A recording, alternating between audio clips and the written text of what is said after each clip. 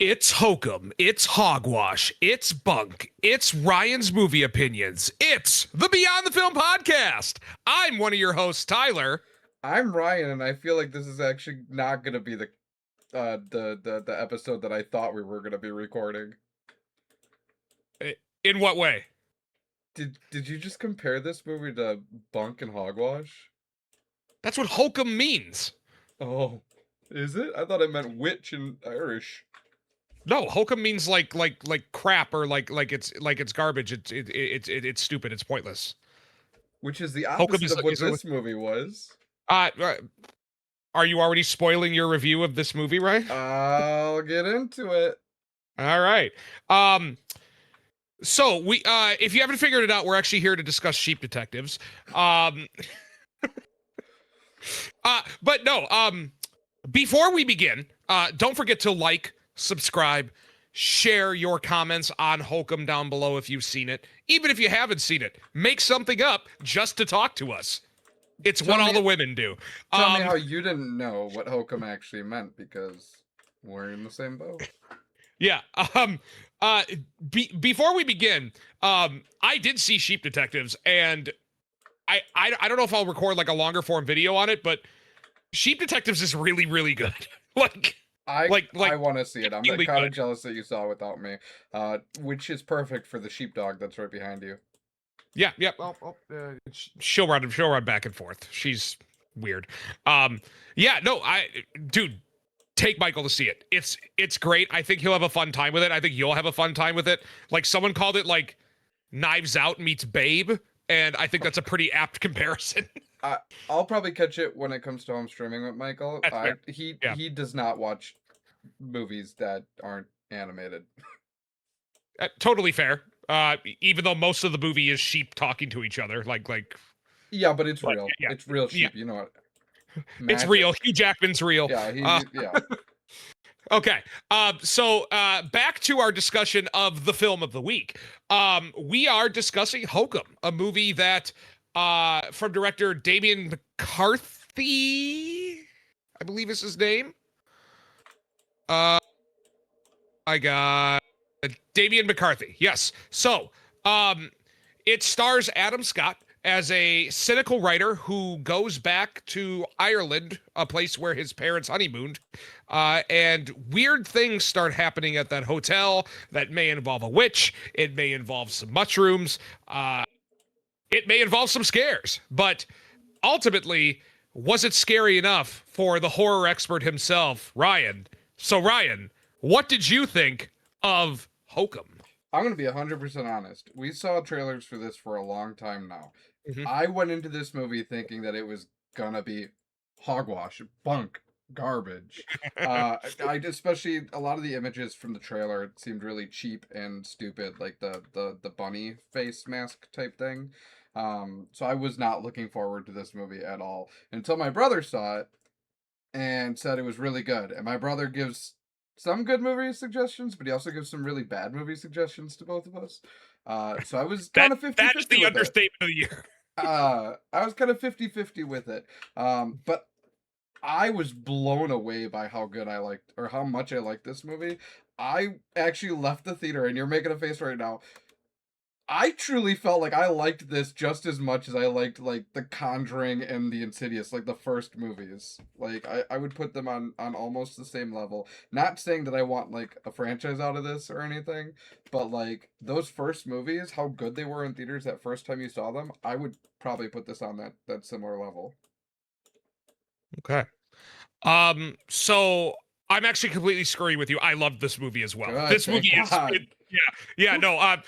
When you said that Steve liked this movie, I'm like, crap, it's gonna suck, because Ryan says 50-50. I'm more like 90-10 when it comes to stuff that Steve thinks is good versus not. I think this movie is like textbook how to build atmosphere in your movie. Like, it involves a honeymoon suite for a good portion of the film. Virtually every scene, which I would say is more than 2/3 of the film shot in that honeymoon scene, is just tense as hell. Yeah. Like, the movie builds tension, never lets it go. I was on the edge of my seat the entire time. yes, there's, your jump scares and maybe it doesn't do a whole lot creativity with its scares or sorry, a whole lot creatively with its scares, but when it works, it really, really works. Adam Scott's great in this movie. Fantastic. Yeah. Just like seeing the most ridiculous things, but reacting like a fly just landed on his wall is always hilarious to me. The fact that he is just like stone cold, does not care about anything that's going on, and is just trying to like weird stuff. I got to get out of this room. I even think the movie does a pretty good job of thematically diving into themes of grief and forgiveness. And I think that the movie has a lot more to chew on than just 90 minutes of what goes bump in the night in a haunted house. I think the imagery, especially that like supposedly it's a donkey, like this donkey man or whatever. I thought a lot of that imagery like really gave me the creeps. Like even looking at that picture again, I don't know if you can put it up here, but like I'll put it up. Yeah, that picture is like legitimately creepy. Like my skin crawls every time I see it. And seeing it in the movie worked for me. I'm gonna jump in here real quick and yeah, go ahead. Absolutely, distract you or stop you. Nope. But nope, I'm basically done. I watch a lot of horror. I love horror. Horror does not affect me the way that it used to when I was a kid. Sure. I can't name the last movie that I sat down and watched and I was like, I am terrified during this movie. Like, there's movies that'll Silent Hill. After. No, God, no. Silent Hill, but for wrong reasons. The last movie that like I was sitting there and I was like, oh, I'm nervous. This movie though, I was sitting there. I was like, is this what it feels like to have anxiety and be nervous during a movie? Like it was causing something for sure. Yeah, and even like, so this hotel that it's set in the Irish countryside is like surrounded by woods, and even like the daylight scenes like in the woods, you always think that something's gonna like come out and spook you. And even like when there's like daylight scenes within the hotel, like you never really know what's gonna happen. And I mean like the story itself, outside of the supernatural elements, is a pretty straightforward, like, would you call it a murder mystery? Like I would honestly, like, I know it's gonna sound really weird to say, but building off what you just said, American horror doesn't usually do the like it's gonna get you right here in the daylight when everybody's around. That is actually a really big foreign, like Japanese horror type thing with The Ring and like The Grudge, stuff like that, where stuff is happening like when you're on a train, stuff like that. So I would almost mix this movie in with like foreign horror with, like you said, like a murder mystery, but also like mixing The Shining. Yeah, I mean it already helps that the film is supposed to be centered around like Irish folklore, although I found out apparently Damien McCarthy made up like everything for this movie. Like that donkey man is just something like he randomly made up because he thought it like looked and sounded cool. Yeah. Like the witch is the witch dragging it like little kids down into the pits of hell. That's not a folklore tale. That's just completely made up by him, which I think is really solid considering that like he does a good job of like getting you in the mood of like this Irish folklore creature going bump in the night, and it's just something that he completely made up, and I think that's great. No, yeah, you definitely believe it. Yeah, oh yeah, for sure. Like I immediately, and that's how I found out, because I immediately went and looked to see what Irish like creature this was, and like everything's coming up. I couldn't find anything, and then I found a interview with him where he sat down. He's like, "Nah, man, I just made all this up." I'm like, "Oh, great, that's cool." Like now, I really want to go see his other movie, Oddity, that came out a year or two ago that I heard great things about, but I just never got around to. Yeah, I'm excited to see what else this guy can do, man. Like he.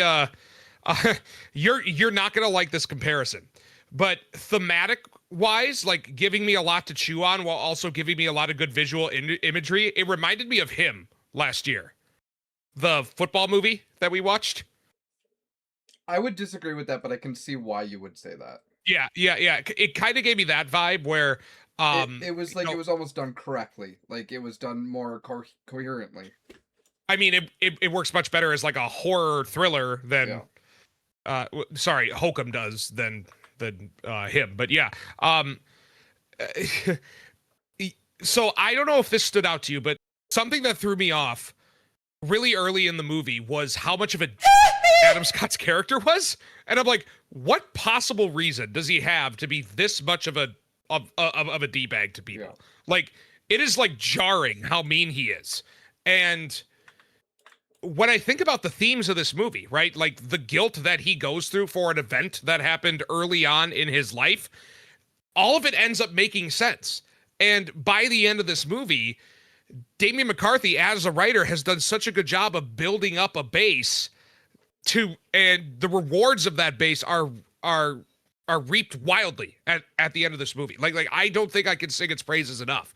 Like, I don't know if it's a 5-star movie for me yet, but I mean, like, I think this is easily one of the best horror films of the year. Yeah, I think I was thinking about it on my ride home, and I think it's sitting at like a 4.5 for me.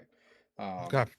It's just short, and like building off of what you were saying about the writing for the character, like props to Adam Scott, who, if I'm correct, only other horror movie was really Hellraiser 4 or something like that. You're thinking, I mean, he was in like comedy stuff like Little Evil Yeah. and stuff like that. But I mean, he's always just kind of been that guy. It's like, oh, it's that dude. I like him. He's funny. But I've never like Little had a name to Evil. him. Little Evil had a horror sting to it. Yeah, it was a horror comedy, but it was way more comedy than horror. It was not a scary movie. Sure.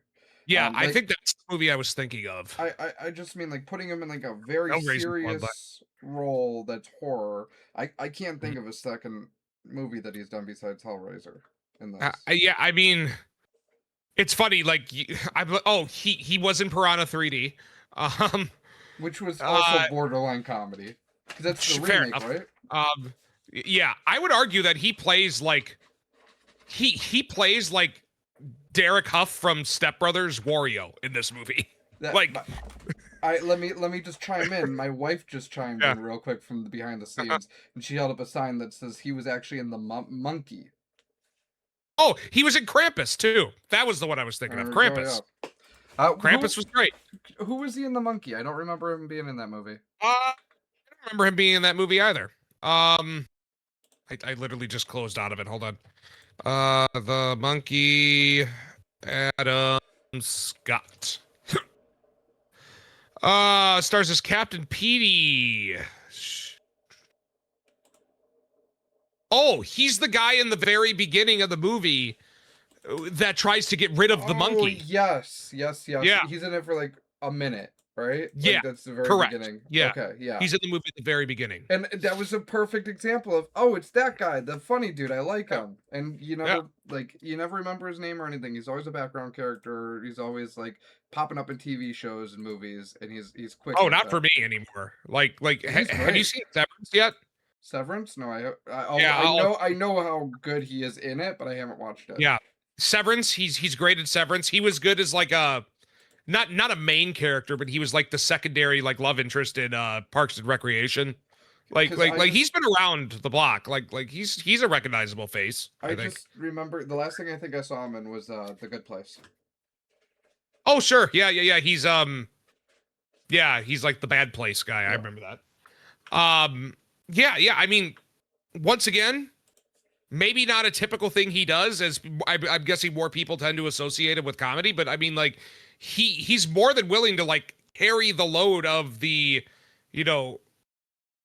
unreliable, unlikable protagonist here, and do it quite well. Yeah, no, he did fantastic in this role, and I think it shows that he can take on more serious roles, and it is kind of hard to take him seriously at points, but he naturally has a way of having a comedy style to his acting, and even in a movie like Hokum, where you're terrified the whole movie, you still find little bits to chuckle at. Yeah, I mean, I honestly think if this movie does have a comedic edge to it at all, it's his reactions to what's happening. Mm-hmm. Like, he is literally so nonchalant to virtually everything happening in this movie that, like, this massive creepy witch character could be crawling up a freaking crawl space at him, and he's just like, oh, okay. Okay, let's get out. Like, I would honestly compare it to Josh Brolin in The Weapons, when he wakes up from the dream. Well, yeah, but Josh Brolin literally woke up and was like, what the F? Like he was like that. Yeah. He wasn't like calm, cool, collected in that movie. That same kind of edge, like they both have the same effect. You know what I mean?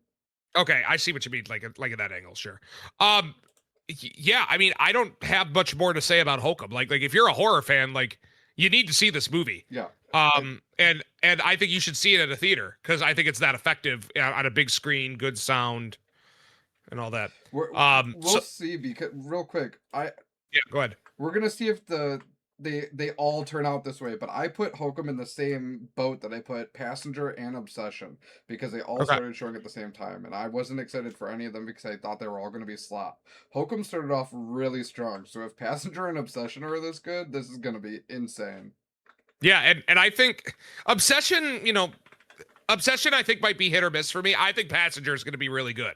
We saw a longer trailer for that movie today, and all of the visuals in there are getting me really excited for that movie. Yeah. And honestly, that first initial teaser still like scared the hell out of me. Like I honestly think that the trailer today pushed the back rooms off to the side so that we can see Passenger. Yeah.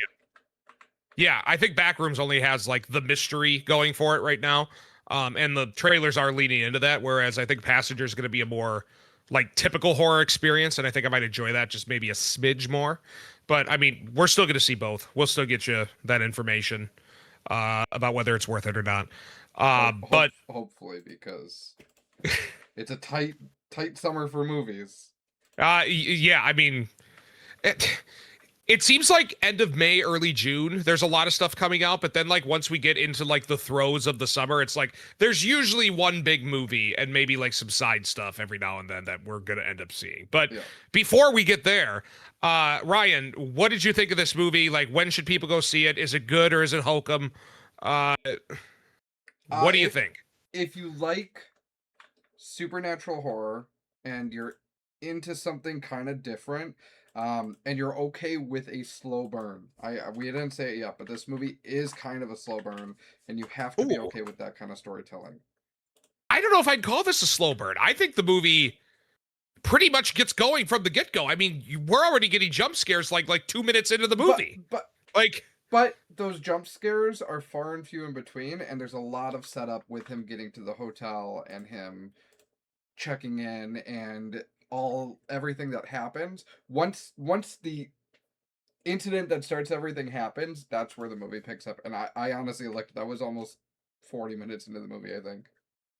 Well, I mean, but you were so into the movie that you didn't realize it, and I agree with that. I think I might have to disagree with you just because like I was so into the movie, and I think it was like I mean, this movie was supposed to be like an hour and 50 minutes long, and I don't think it felt that at all. It felt like an hour and 30-minute movie. I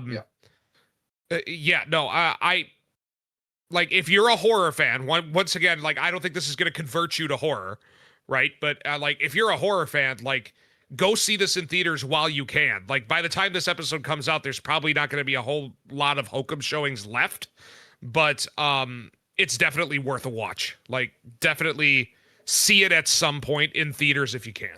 Yeah. I completely agree. I see it if and when you can.